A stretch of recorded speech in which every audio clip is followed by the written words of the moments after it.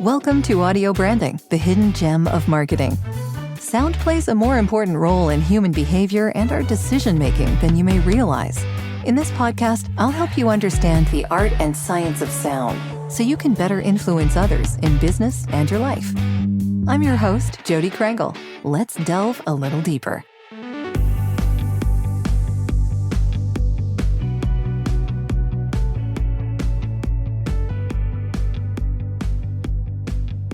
Thank you so much for joining me today, Elaine. I really appreciate your being here. I'm so excited to be with you today. Thanks. I like to start off these discussions with a question about how an early memory of sound might have moved you. Do you have anything like that? I mean, it could be the human voice too, because I know that you're talking a lot about that. Well, there's so many, but I'll start with one and then I'll go to a second one. The first one is that my mother's from Georgia and my father's from California. And so the difference of those two sounds is really quite interesting. And so when I would go to Georgia with my parents and then we go to a restaurant, I would hear she has more of the Gone with the Wind, and it's very flowing and melodic. And my dad's voice is neutral, doesn't have an accent. And then there would be someone at another table which had the Jimmy Carter accent, which was more of the peanut farmer that was very staccato. So I thought, oh, there's the flowing and then there's the staccato.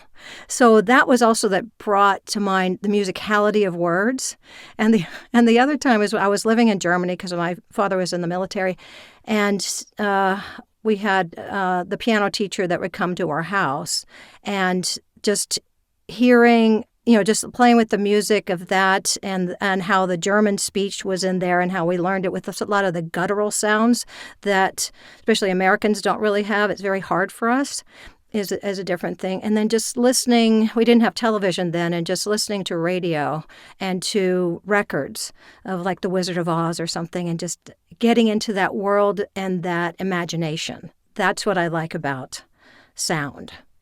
I love it. Yeah. And definitely that has to do with different types of voices and the way that they sound to you as well. So, I mean, maybe you're a little more happy with voices that have certain accents. Maybe that makes you feel more comfortable. Well, that's an interesting thing. I'm always listening and I always enjoy it. I mean, listen to you. You have this gorgeous voice that's, people would die to have. And so mine started out higher pitched, as most women do. First of all, they're like way in the stratosphere, and then it starts dropping down the older we get, fortunately. And then, but there was a time when I was living in Louisiana and I was getting my theater degree, and I moved to California and everyone made fun of me because of this Louisiana accent that I had. And so I was determined to get rid of it, but I went through British on the way. So it was really funny because it was just a segue. How did that sound? Well, people didn't know where I was from. People in Louisiana thought I was from New York. People in California thought I was somewhere between, New York and England. I guess, I don't know, maybe that's the transatlantic sound. But until I could sort of find a neutral, which, coincidentally, I was born in California, but I didn't live here very long until after I, finished college. So... Wow. Okay, so that's quite a journey to come to in your own personal accent, I guess.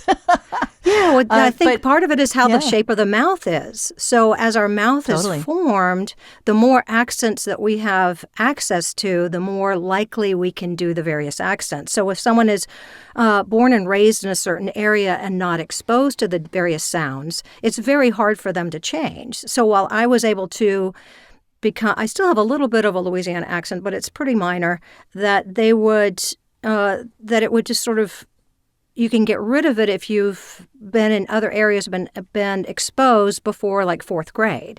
But after that, it gets harder and harder and harder to get rid of it. So that's why someone could live in a certain area for 30 or 40 years and still have that same accent that they had as their youth.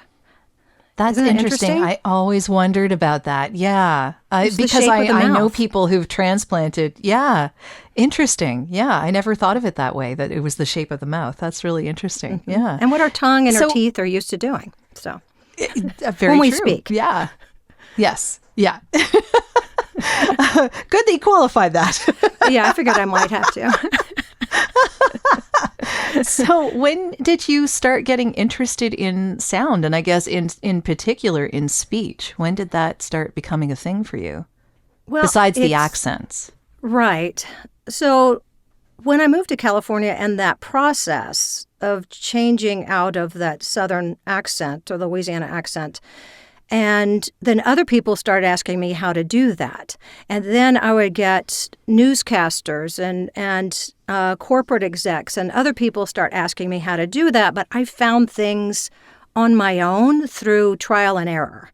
And that was it. So there were some things, but of course we didn't have the internet to go and search that up, in 1979 or 80. So you just had to kind of figure out a way to do this on your own. So that's where most of my stuff is very organic. And I found ways to really let the voice be the instrument, because I knew it intellectually that was true, but I didn't think about how that was part of the whole body. And so that's your background in communication? But speech communication, and it's theater speech communication, and I also got a teaching credential. But I learned a lot about speech and how speech is about how many musical instruments we use when we talk. So let's talk about the articulators, for instance. Those are it's like ta-da-da-da-da-ba-ba-ba-ka-ka-ka. You can hear the drum section right there. So when people leave off their articulators, that means that they're probably changing the tune and the rhythm of what they're saying. And that's why it's the tune that gets us messed up. Like Americans speak in 4/4 time. We go 1, 2, 3, 4, 1, 2, 3, 4, 1, 2, 3, 4. In French, it's boom, boom, boom, boom, boom, boom, boom, boom, 3/4 time. And then you get Spanish that has so many syllables. So it's like 15/16. And that's where people have difficulty hearing the different tune and the different rhythm, because it's not what their brain can process. And that's part of why people should learn different languages early on, so that you can process that. And that's why when you get older and you start to learn a language, you're going, this is so hard. But when you're younger, it's super easy. So you just sort of just start picking it up. I know that when kindergarten, first grade, we started learning German because we knew that we were going to move to Germany. So I learned that. But unfortunately, my German kind of quit at third grade, because after we moved back to the States. So people say, but I guess you German? Still know it the would be from my musicality youthful of it. Perspective. Yes. Yeah. But it's a so lot the of musicality still makes sense to you. Yeah. It's appreciating the different musicalities and hearing that. And that's why the different types of music, people are geared towards one type of music versus another type. And other people like a whole bunch of different types of genres, because that's how they can accept it and take in that information based on their background. And you're talking about adding melody to your voice as well. So that comes into play here as well. Right. So a lot of people I work with have a monotone voice, so that it doesn't have a lot of movement. Now, that can be helpful at certain times, and then can be very difficult for people to glean the important context and important words and key phrases out of that. So the musicality is a way of slowing down on the positives and speeding up on the negatives. That's just one thing. Now, if a negative is what you're really pushing, you're like, we should all hate this person. It should be, we should all hate this person, and get rid of this other person who's nice. So that would be the opposite based on perspective, rather than going, we should all love and embrace this person and not pay attention to this other person who's terrible. So, but that's where we naturally it's called throwing it away. You probably heard people say, just throw that away. Don't put a lot of emphasis on it. And that's usually because it's not that. We don't want the focus to go there, and the slowness is usually of certain words or what draw us in. But if everything is slow, then we're bored with that. So anything that repeats is a problem. And most people speak in with 3 different rhythms in a sentence. So if I'm not thinking about it, I have certain parts that are going to be faster, and other parts where maybe I'm thinking about they'll be slower, and then something in the middle. That's what keeps our attention with that melody that melodic change that's happening there. And then, it's just, it goes on from there. I don't know how in detail you want me to go.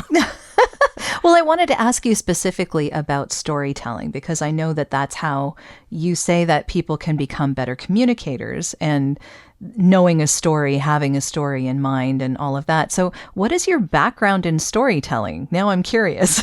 Oh, well, I think I've always been a storyteller. So in fact, every time I work with a group, I go, oh, let me just tell you a story first, because this relates to that. We relate to stories because they're personal. If someone just tells a story because they want to tell a story and it has no context in the conversation, it doesn't work. But sometimes a story gives the answers rather than giving words that are very logical. So that's where the storytelling comes in, and it's imagination. And a lot of that comes from doing radio. And it's theater of the mind. It just like podcasting, it's like, are you there with me? I have to imagine that there are people out there. And so it creates this moment, and that the way I work with people is like you see it first, you feel it, and then you speak. But if you don't see it, if I just sort of bopped in and said, okay, I'm going to go start talking, I would be all discombobulated, throughout, maybe for the next 5 or 10 minutes, as I was trying to settle into the scene and what you have to ask me and what perspective we're coming from. Let me tell you something else about storytelling.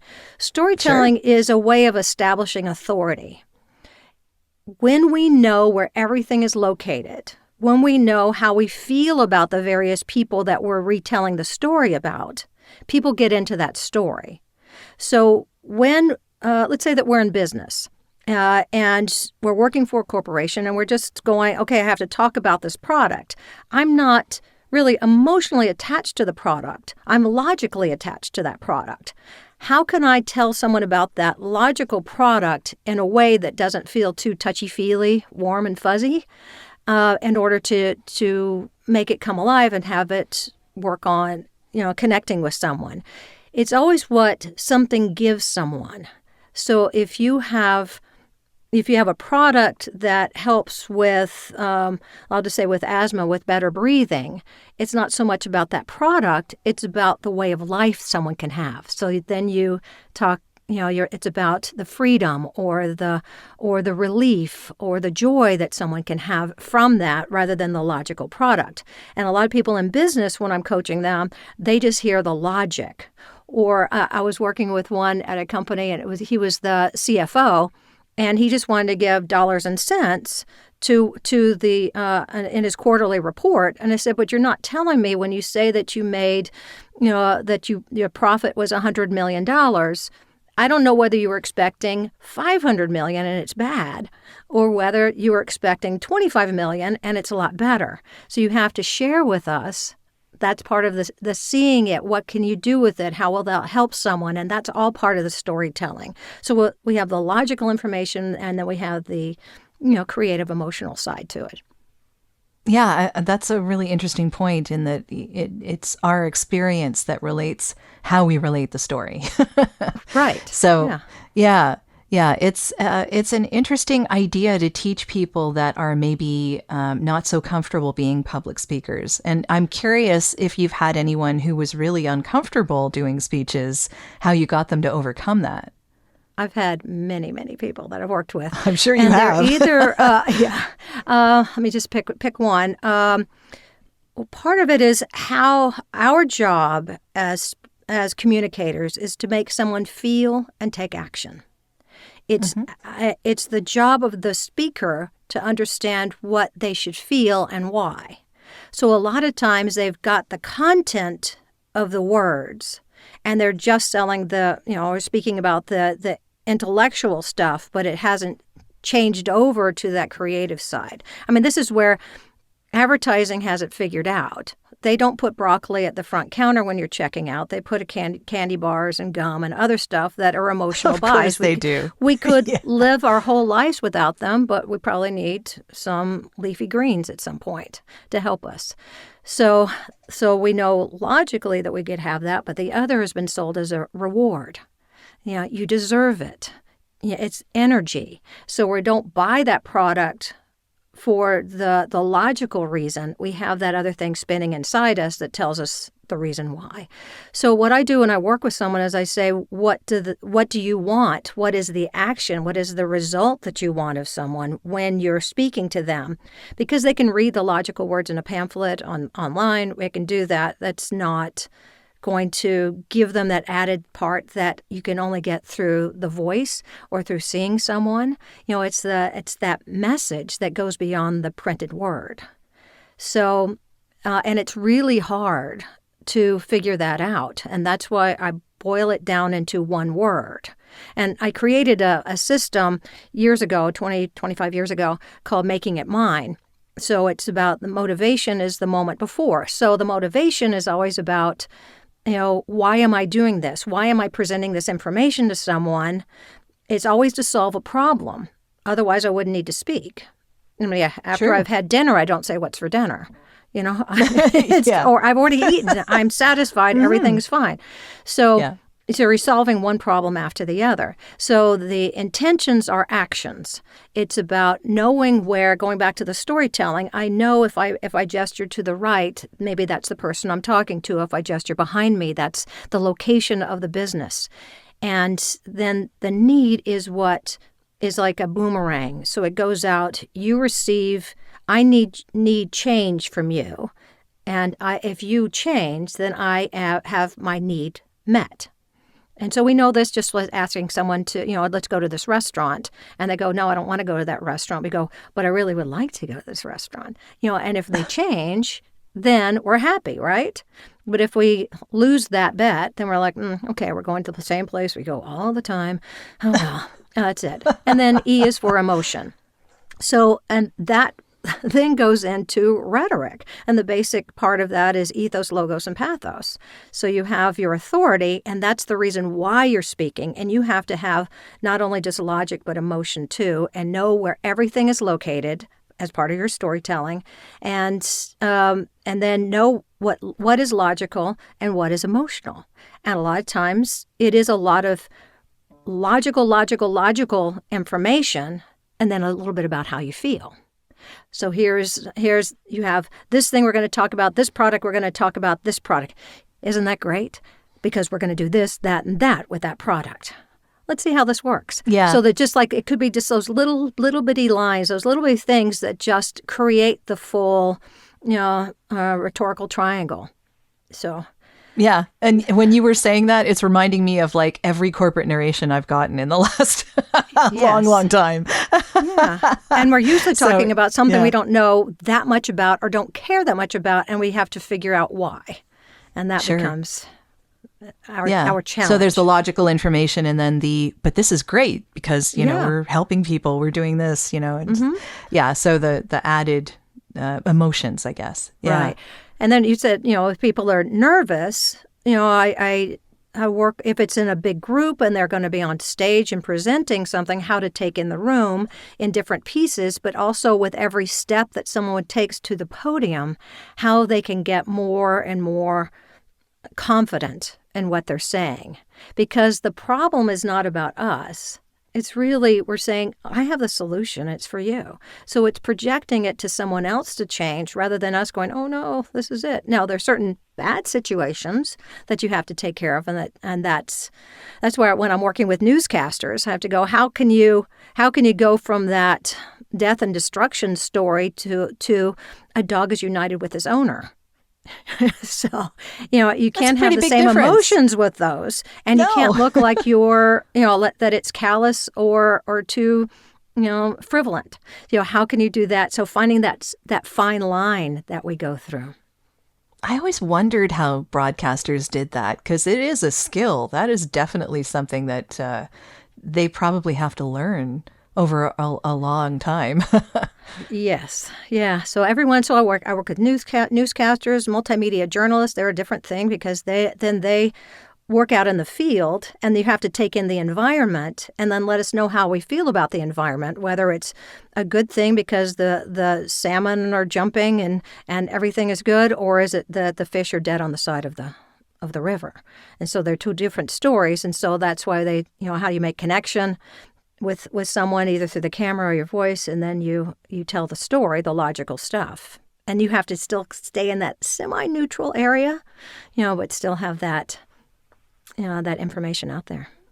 So is there a particular case study that you can talk about that you helped someone overcome their fear of public speaking? Yeah, I'm not going to name names, but please don't. I don't want to put anyone on the spot. No, it was a vice president of a very major company, and he was doing a speech in front of a former president. This is a few presidents ago, but the company contacted me because he was a stutterer.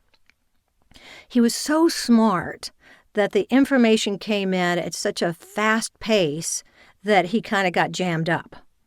So now I'm talking to someone whose IQ level is off the charts.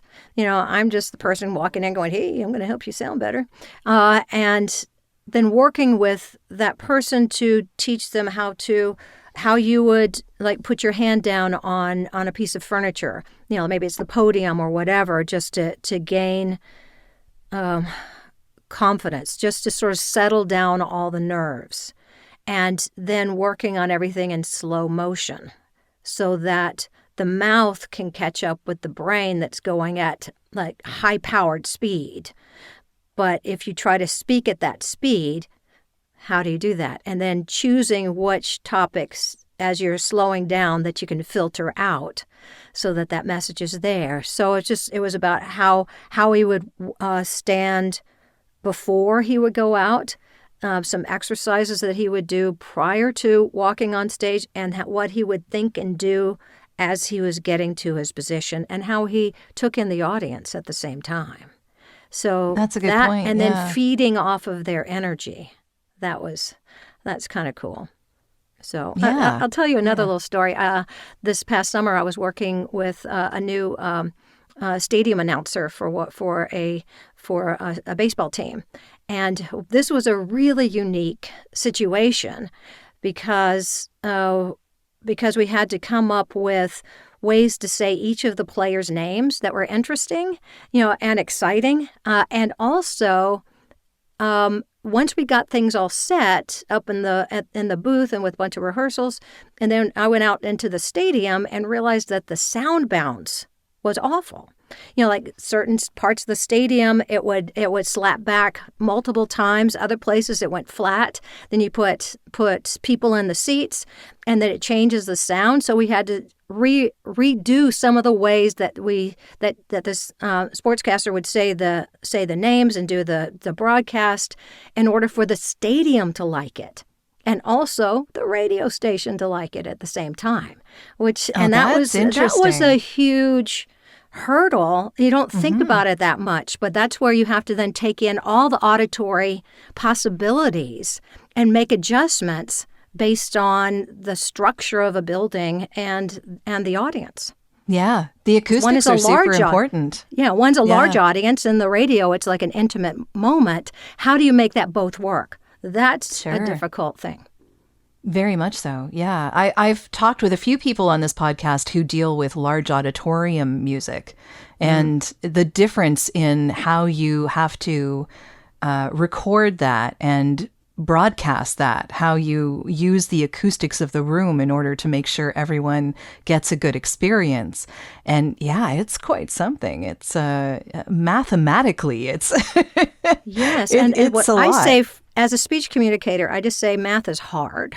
And that we're going to work on it. I don't go into the specifics of that, but some people know how to then diagram that and do all the physics and math on it, but that is not my forte.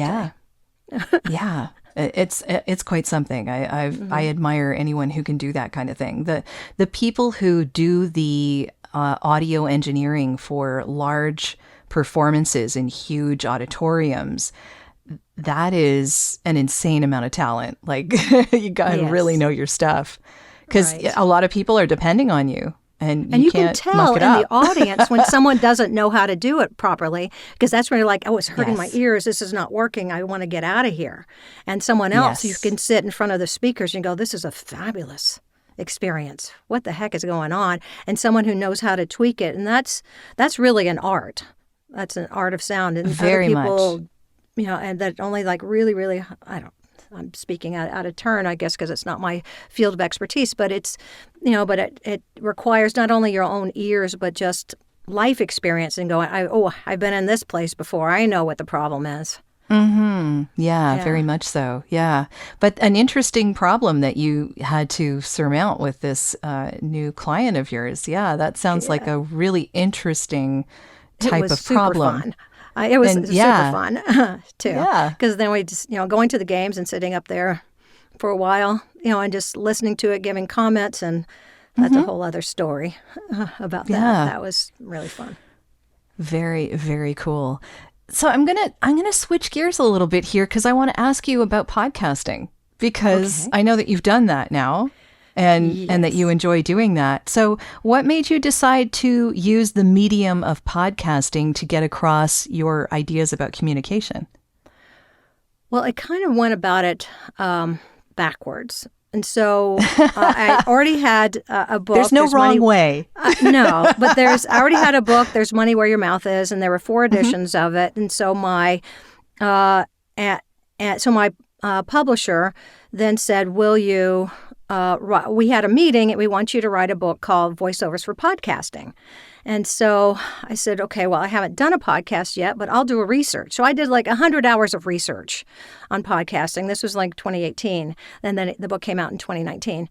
And I took the information from my time in advertising, working for a small advertising agency, and in radio and TV sales and media buying, and about vertical and horizontal formatting. And then I said, well, when I'm getting into it, I want to know what's easy. So I mapped out, based on what I would guess, if it's a single person or if it's multiple people, what are the different issues. So, and then here's how to use your voice in it so it has that component as well, so that someone who's getting into it makes really logical choices. So then I had that book out. I'm thinking, wow, this is great. And then the next question everyone asks is, where is your podcast? I was like, it's a valid question. It is a valid question. So what I decided is what people wanted me to do. I created an audiobook of voiceovers for podcasting because you can listen to that. I haven't created one, and I probably won't for There's Money Where Your Mouth Is, because it's so dense with information, and you need to take notes and you need to practice yourself. It's not so much about listening to me, it's about doing it yourself. And if someone wants the audiobook, they can coach with you. Take a course with me. Yeah, absolutely. Yeah, exactly. So then I took the books and then said, let me just go through all the stuff that I would do in a coaching session. And then because of my educational background, I started out with here's the problem. Here's how you can solve it from a communication standpoint. And now here's the part that you need to practice.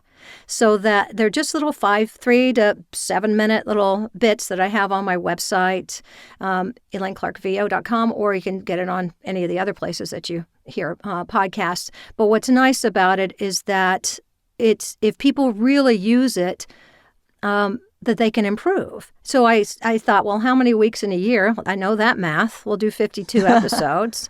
And it was, and so but it's amazing. This is where I have such respect for podcasters, because even though it's only, 3.5 to 7 minutes for each podcast, it would take me 2 days, because I would have to strip away a lot of information just to make it as clean and succinct as possible, then shooting the video, then editing the video, then working on the audio. And I have little cartoons that are in there that I created, and just like and then doing the blog that goes along with it. You're like, oh my goodness, podcasting is a business. And what I like about it is now when I coach someone, I'll go, that's episode 13. That's number 48. This is what you need to work on. And what was really interesting is going back to the musicality, when I posted one episode on one of the social media sites about if you're a fast talker, how to slow down, the slow talkers started getting angry and say, where's mine? I said, that's next week. I'm going to drop that next week. So then it was like, if you're a slow talker, how do you speed up? Because I realized that there was quite a divide. We're all looking for that sweet spot in the middle, but they have people on either side going, people are always telling me to come on, get a move on, speed it up. And other ones like, slow down, hold on, Nellie. And then we're trying to get to that sweet spot that people can take in the information in a softer and a quieter and tempo-friendly way. So that's how I ended up with it. Yeah. I love that you have a podcast. I think that's awesome that you learned the ins and outs and then you went and did it yourself, which, why not? I like doing everything myself because it's part of the learning process. It doesn't mean I will do it always myself in the future, but when I go through, then I know what the problems are. And then, now I coach a lot of podcasters that are upping their game. They're like, I've already had this out there. Now I want to improve. How can they? Like, what kinds of things do you help them improve? I'm assuming it's different from voiceover, though it might have some crossover. It's the same. Every time I work with someone, I try to I ask them first, what do you perceive as your issue? I may agree, I may disagree. Most of the time I agree. And so then we're on the same team. And then I say, here, let me hear you do some stuff, or I'll listen to it, and I listen for patterns. Is there a pattern that's working, or is it a pattern that could be improved? And so then, I'm working with one right now that's he's very deadpan, and his delivery and his material is kind of morose. Let's just say that. So it's not something you want to be happy about, but it is intriguing for people in the business. So what we worked on is how to do his intros and outros so that they were more dynamic, and he would put a little smile in that. And then when he got to the interview part, it's a whole other thing. And then, and I know that Jordan Harbinger doesn't mind me saying his name, but I work with him. He and Gabe on their Feedback Fridays and that episodes, and it's just, that's a delight. They're so good and they're so smart. And I've known Jordan, I don't know, over 10 years or so, I guess. And it's just a matter of defining these little tiny bits. First it was coming up with the language, and now we have a shortcut just to say, oh, this is it. And of course, Jordan being Jordan, he'll come up with another way. Because one of the things that I would say is like, you want to do a dip down. So that would be like, I'm talking in one direction here, and then I do another one in another direction right after that. So he would just put HD next to it, and that meant hunker down or hunky D, or something like that, or drop it. That's a cool way to put it, sure. So, but he, that's where everyone can take their own language of what I'm saying and then make it theirs. And that's how you own the information. And so it's just a matter of I'm listening at it going, this is what I feel is missing. I wish this was here. Because a lot of times when people are into it, especially when working on their podcast or a corporate speech or anything, that they get into it so much that they forget about the audience. So then I become the audience for the other person and then say, I can work on, I hear that you're missing this part, whether it's the storytelling, whether it's a melody, whether it's a tempo, whether it's a variety, whether it's using the word emphasis chart, about different ways of emphasizing words, that you just need a little pop on that word, you stretch that word out, or put a little shimmer on that one, so that then they go, that's what makes it stand out. Because we have the same amount of time, basically, but how do we say it that it stands out and makes an impact without it feeling pushed? Because everything that we do should just be casual. You just do this. Years ago, we were all fooled into getting computers going, it'll make your life easier. What has it done? Given us more work. Yeah. We told it was easy. So we take it at its word. Same thing with refrigerators. When they came in, you didn't have as much. You went out and now you can put a ton of stuff in your refrigerator. Now, are you going to cook it? So is that easier or not? That's. I would say that's more stressful. Yeah. But yeah, more waste and more things to worry about, unfortunately. Yeah. Well, that's the end of this episode. Thanks for listening. And if you like what you heard, why not tell a friend about this podcast? It's available in all the usual locations. Until next time,